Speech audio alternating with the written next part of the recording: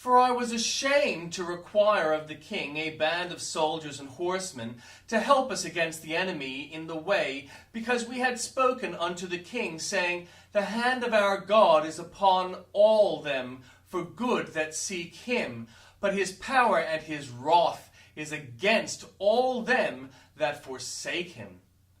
A convoy on many accounts would have been desirable for the pilgrim band, but a holy shamefacedness would not allow Ezra to seek one.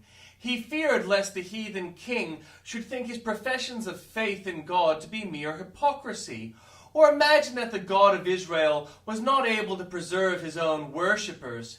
He could not bring his mind to lean on an arm of flesh in a matter so evidently of the Lord, and therefore the caravan set out with no visible protection, guarded by him who is the sword and shield of his people.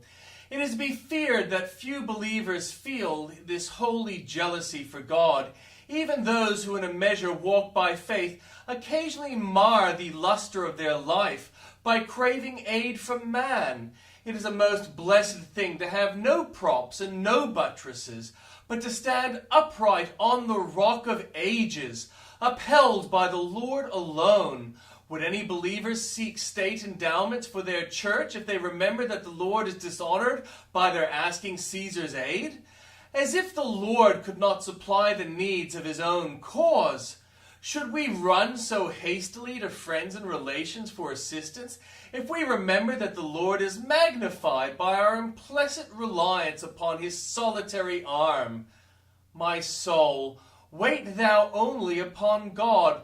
But, says one, we are not means to be used. Assuredly they are. But our fault seldom lies in their neglect. Far from frequently it springs out of foolishly believing in them instead of believing in God. Few run too far in neglecting the creature's arm, but very many sin greatly in making too much of it. Learn, dear reader, to glorify the Lord by leaving means untried, if by using them thou wouldst dishonor the name of the Lord. I sleep, but my heart waketh. Paradoxes abound in Christian experience, and here is one: the spouse was asleep, and yet she was awake. He can only read the believer's riddle who has plowed with the heifer of his experience. The 2 points in this evening's text are a mournful sleepiness and a hopeful wakefulness. I sleep, though sin that dwelleth in us, we may become lax in holy duties, slothful in religious exercises, dull in spiritual joys, and altogether supine and careless.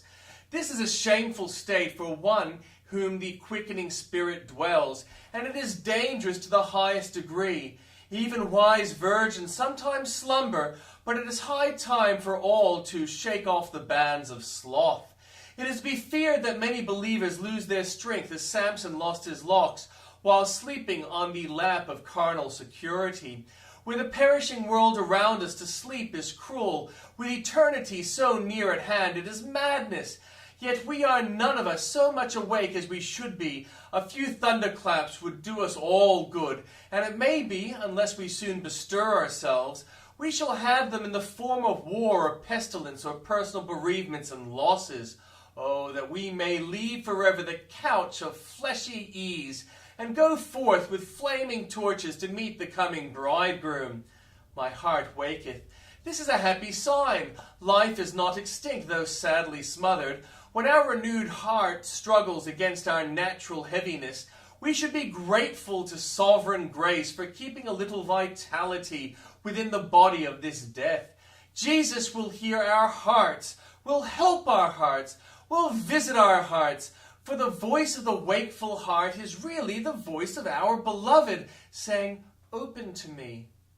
Holy zeal will surely unbar the door. Oh, lovely attitude he stands with melting heart and laden hands.